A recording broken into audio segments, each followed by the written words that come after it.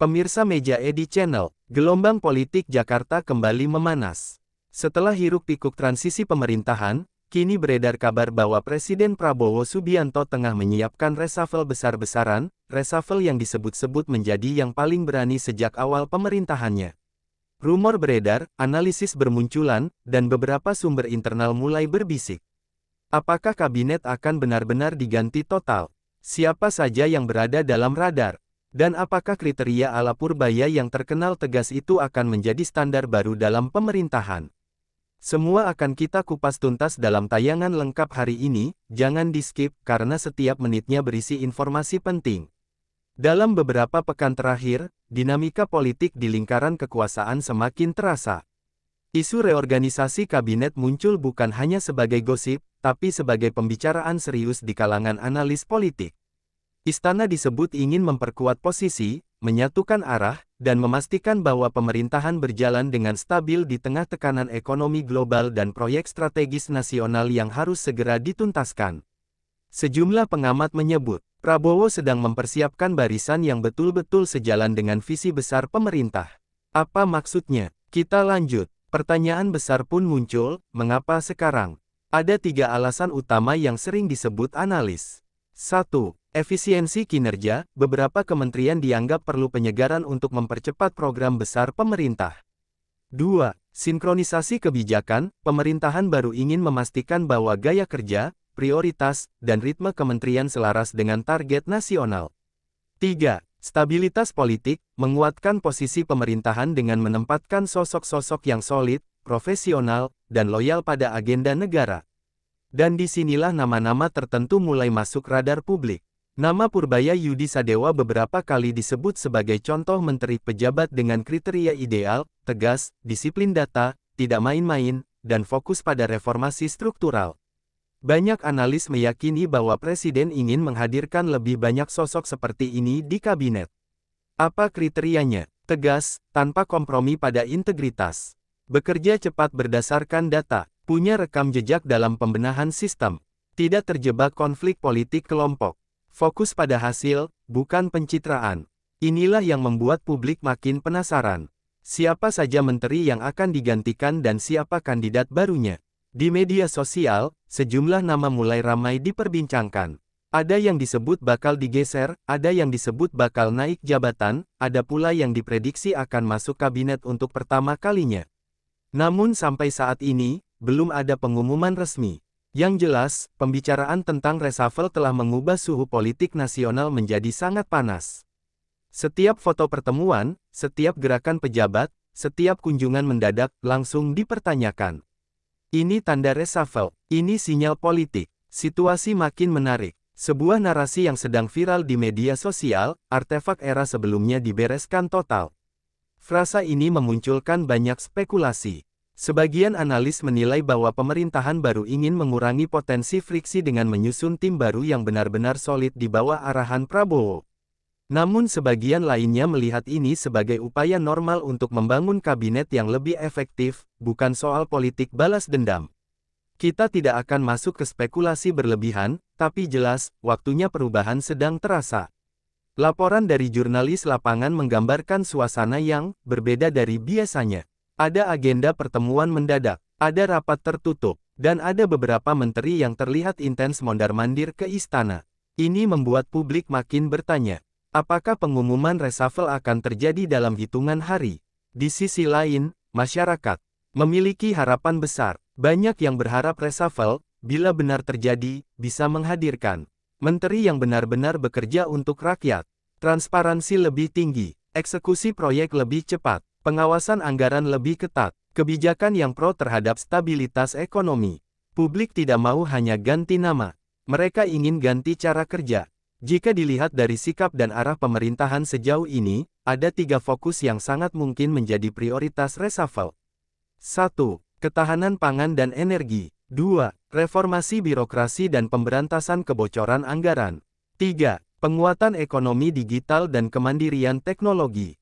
Inilah mengapa beberapa kementerian dianggap krusial untuk ditata ulang. Jika reshuffle diumumkan, maka akan terjadi pergantian kursi strategis, penyesuaian program, pergeseran anggaran, munculnya wajah-wajah baru di pemerintahan. Dan tentu saja, dinamika politik nasional akan berubah total. Pertanyaannya adalah, siapa yang masuk, siapa yang keluar, dan bagaimana arah pemerintahan setelah reshuffle? Kita hanya bisa menunggu, tapi tanda-tandanya semakin jelas. Isu reshuffle bukan hanya soal pergantian kursi. Di balik layar, ada manuver besar yang mulai terlihat.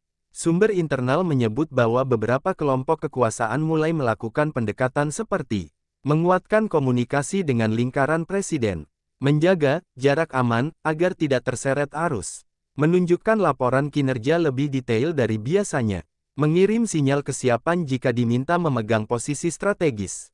Di saat yang sama, beberapa tokoh yang sebelumnya pasif tiba-tiba aktif muncul di media, pertanda bahwa suhu politik sedang memanas. Satu hal yang pasti, dalam politik, tak ada gerakan yang tanpa alasan. Pemerintahan saat ini memiliki sejumlah proyek raksasa yang harus dipercepat.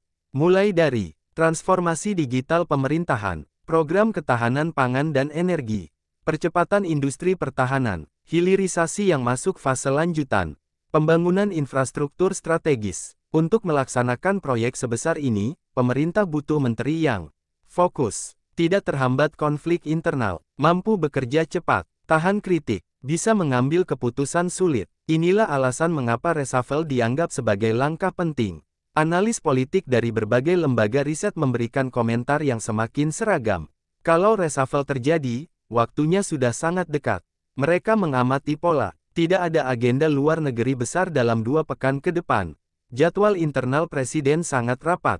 Beberapa kementerian terlihat intens melakukan laporan akhir tahun lebih cepat. Media mainstream mulai memuat artikel pemanasan. Sumber partai koalisi mulai memberi komentar yang lebih terbuka. Gabungan tanda-tanda ini membuat publik semakin yakin bahwa sesuatu sedang disiapkan. Salah satu pembahasan paling menarik adalah kemungkinan masuknya tokoh profesional non-partai. Nama-nama akademisi, ekonom, teknokrat, dan tokoh reformasi birokrasi disebut-sebut masuk radar. Alasannya sederhana. Pemerintah membutuhkan kecepatan dan efisiensi tinggi, dan itu sering datang dari sosok profesional. Jika benar terjadi, ini akan menjadi sinyal bahwa presiden ingin memadukan kekuatan politik dengan otak-otak teknis terbaik bangsa. Di media sosial, reaksi publik sangat beragam. Ada yang penuh harapan, mudah-mudahan menteri barunya lebih gesit dan pro-rakyat. Ada pula yang skeptis, ganti orang tapi kerja tetap lama, percuma. Dan ada juga yang realistis. Kalau sistem dirapikan, siapapun menterinya pasti bisa bekerja lebih maksimal. Yang jelas, antusiasme masyarakat sangat tinggi karena reshuffle kali ini dianggap akan menentukan arah kerja pemerintah selama bertahun-tahun ke depan. Reshuffle tidak hanya berpengaruh pada kinerja pemerintahan, tapi juga pada peta kekuatan politik di Senayan. Partai-partai tertentu bisa mendapatkan penguatan posisi, sementara partai lain mungkin kehilangan kursi strategis. Para ketua umum partai pun disebut mulai melakukan pembicaraan internal untuk mempersiapkan segala kemungkinan. Beberapa analis meyakini bahwa reshuffle kali ini akan mengubah komposisi kekuatan, menentukan arah koalisi jangka panjang, menjadi sinyal apakah pemerintah lebih condong ke teknokrat atau politisi. Ini bukan sekadar reshuffle, ini redefinisi arah koalisi. Dalam analisis politik, ada 3 skenario reshuffle yang paling banyak dibahas. 1 skenario ringan, hanya mengganti 2-3 posisi yang dianggap tidak optimal. 2 skenario sedang, pergantian 5-7 menteri dan reposisi beberapa wakil menteri. 3 skenario besar-besaran, pergantian belasan posisi sekaligus, termasuk kementerian strategis. Ini sesuai fiber rumor yang sedang viral. Jika skenario ketiga terjadi, maka dampak politiknya akan sangat besar dan mengubah peta kekuasaan secara signifikan. Sejumlah portal luar negeri mulai mengamati pergerakan politik di Indonesia.